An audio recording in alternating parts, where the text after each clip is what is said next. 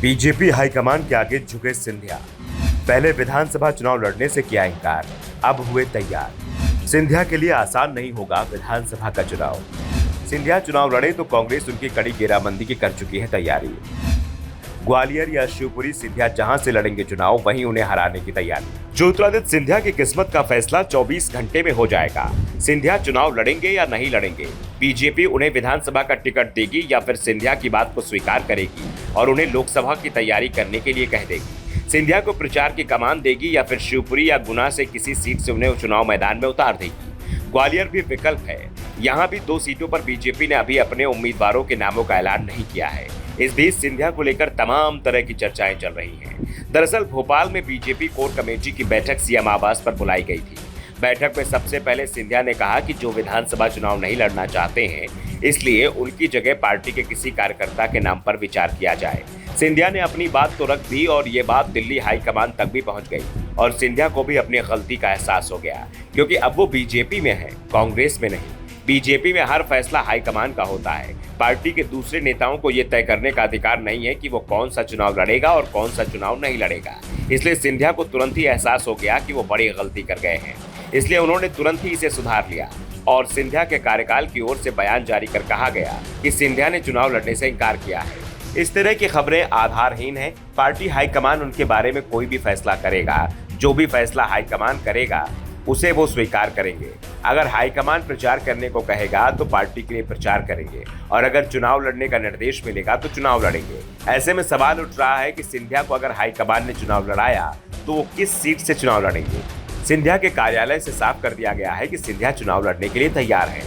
इसके बाद सवाल उठे कि चुनाव किस सीट से लड़ेंगे और निगाहें 3 सीटों पर आकर टिक रही है। पहला नाम शिवपुरी सीट का है, जिस पर यशोधरा राजे सिंधिया विधायक थी, लेकिन उन्होंने चुनाव लड़ने से इनकार कर दिया है। पार्टी हाईकमान तक अपनी बात पहुंचा दी है। दूसरी और तीसरी सीट ग्वालियर जिले में आती है। ग्वालियर पूर्व और ग्वालियर दक्षिण, ये दोनों ही सीटें 2018 में कांग्रेस ने जीती थी। बाद में ग्वालियर पूर्व से चुनाव जीते मुन्ना लाल गोयल सिंधिया के साथ बीजेपी में चले गए, लेकिन उपचुनाव में गोयल की हार हो गई। ग्वालियर पूर्व से कांग्रेस के सतीश सिकरवार तो ग्वालियर दक्षिण से इसी पार्टी के प्रवीण पाठक विधायक हैं और दोनों के ही टिकट तय माने जा रहे हैं। ज्योतिरादित्य सिंधिया अगर ग्वालियर की किसी भी सीट से चुनाव लड़ते हैं तो ये ग्वालियर से उनका पहला चुनाव होगा।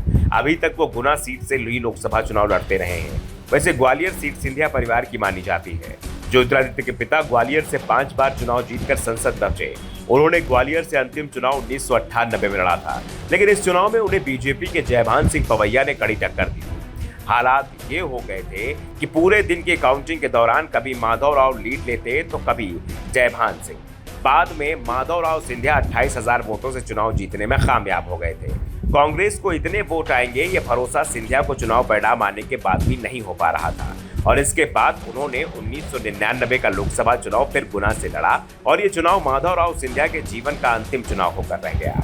माधवराव सिंधिया ने 1998 में ग्वालियर छोड़ा था और आज इस बात को 25 साल हो गए हैं। और अब ज्योतिरादित्य सिंधिया को अगर बीजेपी ग्वालियर की किसी सीट से विधानसभा चुनाव लड़ाती है तो ये सिंधिया परिवार की ग्वालियर की चुनाव राजनीति में वापसी होगी। वैसे अभी ग्वालियर जिले की 6 में से बीजेपी ने 4 सीटों पर ही उम्मीदवार तय किए हैं और इनमें से 3 सीट भितरवार, डबरा और ग्वालियर से सिंधिया समर्थकों को टिकट दिया गया है और सिंधिया खुद भी ग्वालियर से चुनाव लड़ जाते हैं तो वो चौथे उम्मीदवार अपने गुट से हो जाएंगे। वैसे सिंधिया अगर ग्वालियर पूर्व या दक्षिण से चुनाव लड़ते हैं तो उनके लिए ये चुनाव आसान नहीं रहेगा। दरअसल 1998 आते आते ही साफ हो गया था कि ग्वालियर अब सिंधिया परिवार के लिए सुरक्षित नहीं रह गया है। यहाँ से 2 बार ज्योतिरादित्य सिंधिया की बुआ यशोधरा राजे सिंधिया लोकसभा का चुनाव जीती थी, लेकिन दोनों ही बार मार्जिन बेहद कम रहा था। लेकिन पिछले 2 चुनाव से मार्जिन जरूर बढ़ गया है, लेकिन 2018 में मोदी लहर और 2019 में राष्ट्रवाद की लहर को इसके पीछे का सबसे बड़ा कारण माना गया था और इस बार फिलहाल इस तरह की कोई लहर चलती नहीं दिखाई दे रही है। और दूसरा ये विधानसभा चुनाव है जिसमें राष्ट्रीय मुद्दा ज्यादा असर नहीं डाल पाते हैं। ऐसे में सिंधिया को अगर विधानसभा चुनाव में टिकट मिलता है तो फिर उनके लिए चुनाव आसान किसी भी स्थिति में नहीं रहेगा और अगर लोकसभा चुनाव से पहले सिंधिया विधानसभा का चुनाव हार जाते हैं, 2019 में वो लोकसभा चुनाव हार चुके हैं और वो लगातार दूसरा चुनाव हारते हैं तो फिर सिंधिया का कद बहुत छोटा हो जाएगा और अगर चुनाव जीत भी जाते हैं तो जरूरी नहीं कि पार्टी उन्हें विधायकी बनाए रखेगी, बल्कि ऐसा भी हो सकता है कि चुनाव प्रक्रिया पूरी होते ही सिंधिया अपने पद से इस्तीफा दे दें, क्योंकि वो राज्यसभा सदस्य हैं और अभी भी उनका कार्यकाल करीब 3.5 साल का बचा हुआ है। सवाल उठ रहे हैं कि अगर सिंधिया लोकसभा चुनाव के बाद विधानसभा चुनाव भी हार जाते हैं तो फिर उनके लिए राजनीतिक सफर बेहद मुश्किल हो जाएगा। सवाल पूछे जा रहे हैं कि सिंधिया बीजेपी में आकर फंस गए हैं। दरअसल कांग्रेस में जब तक सिंधिया रहे इस तरह की चर्चाएं कभी भी नहीं चली कि उन्हें विधानसभा चुनाव लड़ना है। यहाँ तक कि 2018 में जब ये माना जा रहा था कि सिंधिया कांग्रेस की ओर से सीएम पद के उम्मीदवार हैं, तब भी सिंधिया ने विधानसभा का चुनाव नहीं लड़ा था और ये संकेत दिए थे कि अगर कांग्रेस की सरकार बनती है तो कांग्रेस या बीजेपी के किसी विधायकों के दल के इस्तीफा करा लिया जाएगा और उस सीट पर उपचुनाव लड़कर सिंधिया विधानसभा पहुंच जाएंगे। लेकिन सत्ता मिलने पर कमलनाथ को पार्टी ने सीएम बना दिया, जिस कारण सिंधिया को उपचुनाव की जरूरत ही नहीं पड़ी, क्योंकि सिंधिया अगर 2018 में विधानसभा का उपचुनाव लड़ते तो सीएम की हैसियत से ही लड़ते, लेकिन ऐसा नहीं हुआ। ऐसे में अगर बीजेपी सिंधिया को टिकट देती है तो ये उनका पहला विधानसभा चुनाव होगा और जिसे जीतना सिंधिया के लिए इसलिए भी जरूरी होगा क्योंकि बीजेपी में आने के बाद ये उनका पहला चुनाव होगा जिसमें वो जनता के सामने वोट मांगने के लिए उतरेंगे। इससे पहले वो बीजेपी के टिकट पर राज्यसभा का चुनाव लड़े हैं, लेकिन यहाँ जनता नहीं बल्कि विधायक वोट डालते हैं और ये पहले से ही तय होता है कि किस विधायक का वोट किस उम्मीदवार को मिलना है। फिलहाल ये तो साफ हो गया है कि सिंधिया मुश्किल में फंसे हुए हैं। पहला तो जो सर्वे रिपोर्ट आ रही है वो डराने वाली है। हाल ही में एबीपी के रिपोर्ट में तो यहाँ तक दावा किया गया है कि ग्वालियर चंबल रीजन में बीजेपी 4 सीटों तक सिमट सकती है। इस रीजन में 34 सीटें और 2018 में बीजेपी को सिर्फ 7 सीट मिली थी। ऐसे में इस बार अगर प्रदर्शन 2018 से भी खराब रहा जैसा कि सर्वे बता रहे हैं तो सिंधिया के सामने तमाम समस्याएं खड़ी हो चुकी हैं। पहली समस्या तो ये कि उनके लिए टिकट का चयन ही मुश्किल है, क्योंकि सर्वे में बीजेपी के लिए हर सीट रिस्की सीट मानी जा रही है।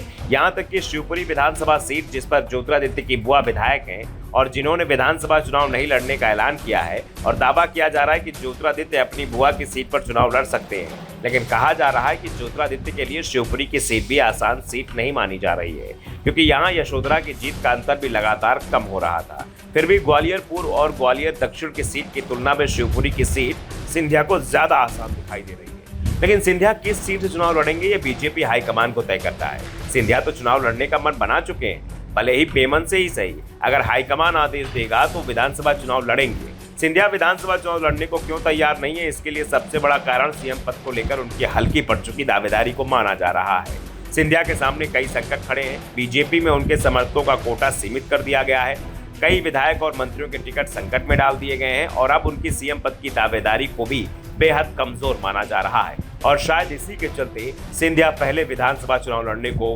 तैयार नहीं दिख रहे थे। Bureau report, the Navdarpan news.